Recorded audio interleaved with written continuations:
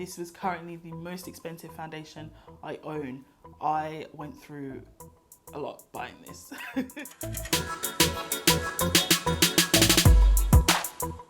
Hi guys, welcome back to Lou's Beauty Closet. If this is your first time here, hi, I'm Lou. I post weekly beauty videos. If that sounds like something you'd be interested in, consider hitting that subscribe button down below. And if you're already subscribed, ring that bell so you don't miss out on any videos. Without further ado, let's get into it. Okay guys, so today we are doing a foundation review. I'm reviewing the HOURGLASS Vanish liquid foundation. So it looks like this, and it just kind of like standard Hourglass packaging. It's really nice and luxe. Frosted glass bottle, lovely lid. Comes with a pump. It's just not really lockable. It is a 25ml foundation. I'm wearing the shade Sable. It costs 86 Australian dollars or 56 US dollars. There's 32 shades in total. Claim it to be a full coverage foundation suitable for normal, combo and oily skin types.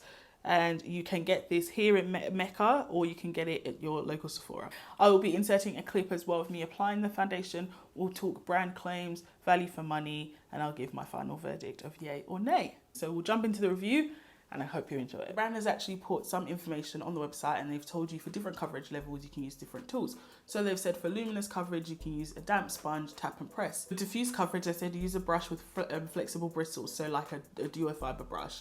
That will give you a bit more diffuse. And then for full coverage, use a really dense brush and circular motions to build. So at least they're telling you, look, this product can be used as light coverage, medium coverage, or full coverage. So the brand says shake well before use, so we'll just shake the product. And they said dot half a pump around the face, which I don't know how you're going to measure half a pump. You usually just push a pump, that's it. So they said dot half a pump around the face and blend.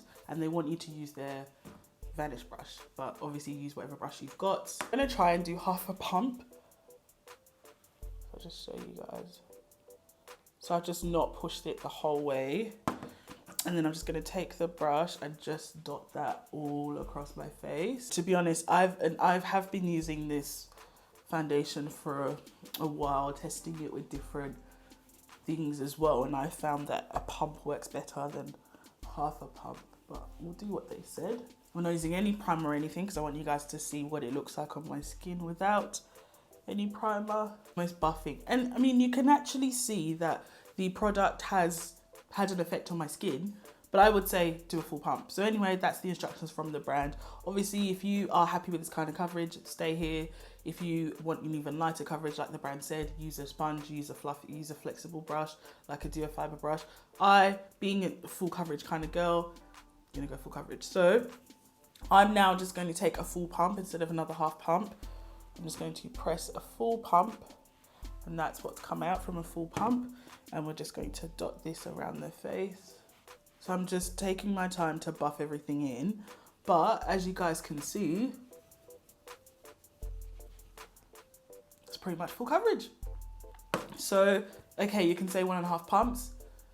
I've experienced one pump. I'm actually quite happy, and not a lot of foundations do that. Now I know this foundation is a bit different. They say it's high pigment formula, but I just wanted to show you guys full coverage. How good is this coverage?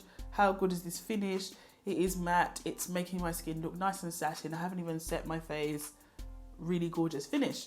Now, if you wanted to, I mean, I could find spots that I would maybe take a half pump again and go in, but I'm actually quite satisfied with this finish.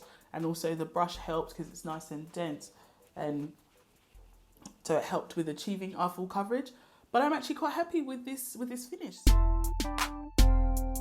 Directly from the brand on the website, on the retailer's website that I pulled this from. So the brand claims this foundation to be highly concentrated liquid foundation. They say that no primer is needed.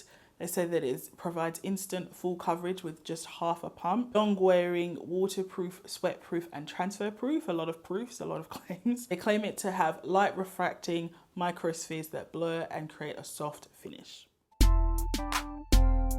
Worth your dollar? Is it worth your coins? Is it worth your money? So this is $86 Australian or 56 US, and it comes in 25 mils. Standard foundation these days is 30 mil stock standard, so it's less than standard. This works out to be about $3.44 per mil Australian or $2.24 per mil US. Now, when you compare it to standard foundations, a standard 30 mil foundation priced at about $50, you're looking at about $1.67 per mil. When you look now at the higher end, maybe $60, a standard 30ml foundation priced at $60 Australian, you're looking at about $2 per mil. This already is priced higher than standard foundations, and it works out to be more expensive. So already know it's more expensive. Now, Hourglass is basically saying, yes, it's more expensive, but it's going to last you longer, so it really isn't. You're still shelling out $86 or $56 wherever you're based. Hourglass tends to price themselves as a luxury brand, and they have always reflected that in their pricing, so I'm not surprised with it, but I was surprised with the amount. When you now compare it to other brands like Dior, like Guerlain, like Marc Jacobs, Armani, YSL, Tom Ford, all those higher end luxury brands, their foundations, you're looking at $56 upwards. There were foundations that were more expensive than this, but they had the right to be because of the brand that they were.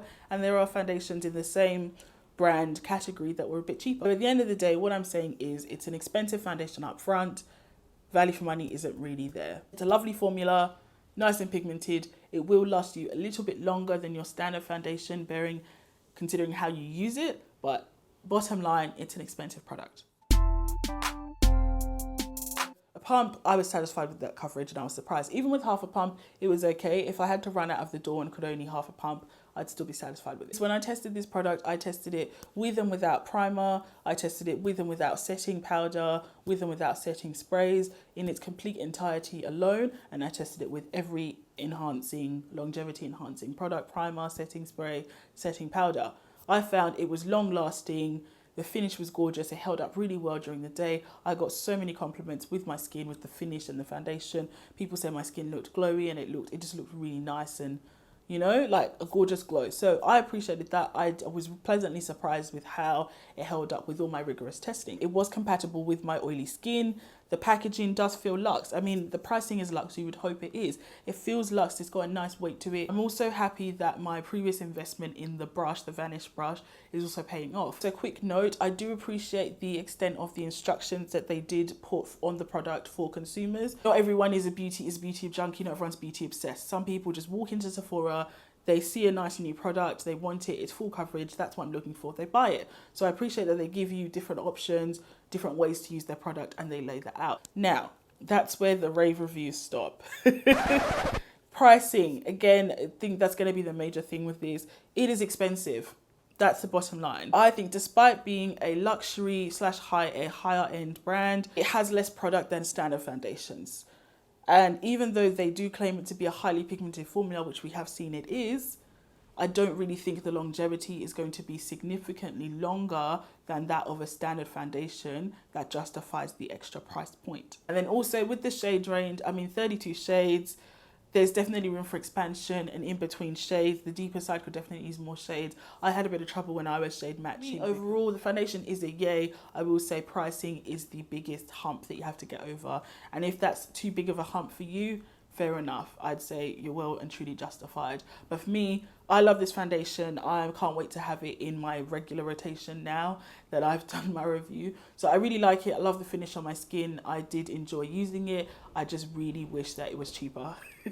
And I think they're going to miss out on a lot of customers based on the price. But I mean, they're a high-end brand. I don't think Hourglass cares, but you know. So that concludes today's review, guys. I hope you enjoyed it. Weigh in the comments below. Is this a foundation you've tried, you will try? Are you going to pick it up, or are you going to completely skip it? Is the pricing just too much of a big deal to get over?